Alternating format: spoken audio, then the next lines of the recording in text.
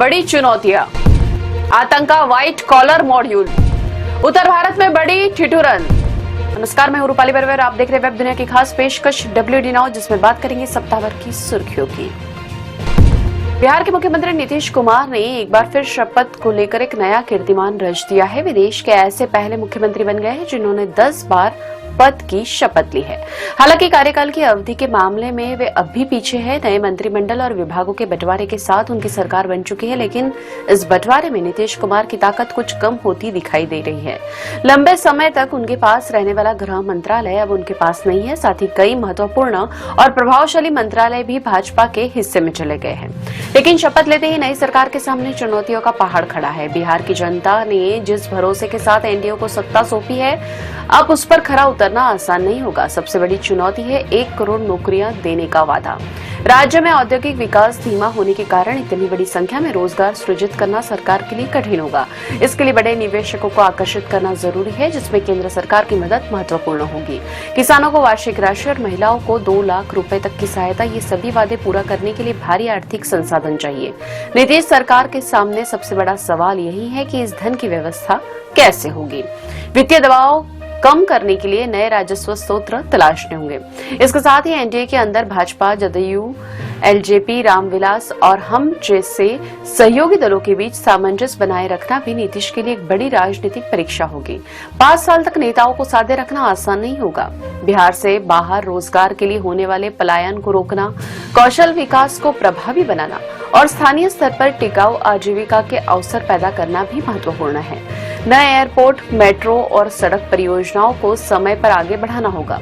जातिगत सर्वेक्षण के आधार पर न्यायपूर्ण और समावेशी नीतियां बनाना, साथ ही कानून व्यवस्था को मजबूत रखना सरकार की बुनियादी प्राथमिकता होनी चाहिए।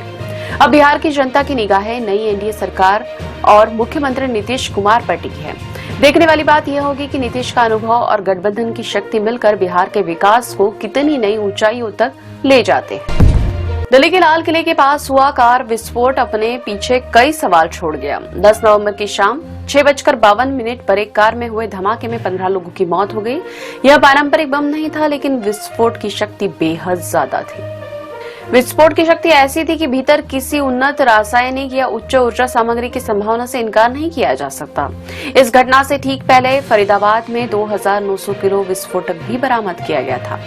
सवाल ये है कि क्या इन दोनों घटनाओं के तार एक दूसरे से जुड़े हैं या फिर यह किसी बड़ी आतंकवादी घटना को अंजाम देने का प्लान का हिस्सा था। खबर तो यह भी है कि सिलसिलेवार धमाकों की योजना थी। केंद्र सरकार ने भी इसे साजिश बताया है। इस घटना में सबसे चौंकाने वाली बात यह है कि इसमें शामिल ज्यादातर आरोपी डॉक्टर हैं। इनका संबंध अल फलाह नामक यूनिवर्सिटी से था। धमाके वाली कार में मारा गया फिदायीन हमलावर डॉक्टर उमर उन नबी अल फलाह यूनिवर्सिटी में प्रोफेसर था। 2 अन्य डॉक्टर मुजबिल और डॉक्टर शाहिद भी यहीं से जुड़े थे। जांच में यह भी खुलासा हुआ है कि धमाके में इस्तेमाल की गई कार कथित तौर पर हमले के दिन से पहले यूनिवर्सिटी परिसर में खड़ी की गई थी। डॉक्टर शाहीन के संबंध तो जैश ए मोहम्मद की महिला विंग से बताए जा रहे हैं, जिसकी मुखिया मसूद अजहर की बहन है। 2008 के दिल्ली और अहमदाबाद सीरियल ब्लास्ट का आरोपी मिर्जा शादाब बैग भी 2007 में अल फलाह इंजीनियरिंग कॉलेज का छात्र था। उसका संबंध इंडियन मुजाहिदीन से है। दूसरी ओर ईडी ने यूनिवर्सिटी के संस्थापक और अध्यक्ष जवाद अहमद सिद्दीकी को मनी लॉन्ड्रिंग और फंड में गड़बड़ी के आरोप में गिरफ्तार किया है। यूनिवर्सिटी पर गलत मान्यता का दावा करने के लिए भी नोटिस जारी किए गए हैं और इसकी सदस्यता एसोसिएशन ऑफ इंडियन यूनिवर्सिटीज द्वारा रद्द कर दी गई है। दिल्ली धमाके की यह घटना अपने पीछे कई सवाल छोड़ गई है, जिनके जवाब अभी भी मिलना बाकी है। देश के कई राज्यों में ठिठुरन बढ़ गई है। उत्तर भारत में कोहरे और सर्दी का असर अब धीरे धीरे बढ़ रहा है। दिल्ली एनसीआर में प्रदूषण के साथ साथ तापमान भी गिर रहा है, जबकि यूपी, झारखंड और मध्य प्रदेश में कोहरा और ठंडी हवाओं का असर दिख रहा है। दूसरी ओर दक्षिण भारत में कई जगह बारिश की संभावना है। मौसम विभाग ने पहाड़ों पर बर्फबारी की संभावना जताते हुए शीतलहर और कड़ाके की सर्दी के आसार जताए हैं, जिसका असर दिल्ली से लेकर बिहार और मध्य प्रदेश तक पड़ेगा। मध्य प्रदेश में शीतलहर चलने की संभावना है। हालांकि अभी ठंड का शुरुआती दौर है।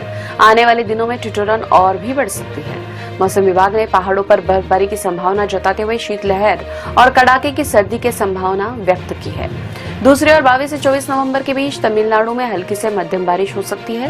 केरल और माहे में तेज बारिश की संभावना है। हिमाचल प्रदेश में 3-4 दिनों में ऊंचे पहाड़ों और मध्यम पहाड़ी क्षेत्रों में अधिकतम तापमान में धीरे धीरे 2 से 4 डिग्री सेल्सियस की गिरावट होने की संभावना है। अरुणाचल प्रदेश, असम, नागालैंड, मणिपुर और मिजोरम में बारिश की संभावना है, जबकि दक्षिण भारत में आंधी तूफान, वज्रपात होने के साथ बारिश की चेतावनी है। अब खबरें संक्षेप में। दुबई एयर शो के दौरान 31 नवंबर को भारत का स्वदेशी हल्का लड़ाकू विमान तेजस अपनी डेमोन्स्ट्रेशन फ्लाइट के दौरान क्रैश, हादसे में पायलट की मौत।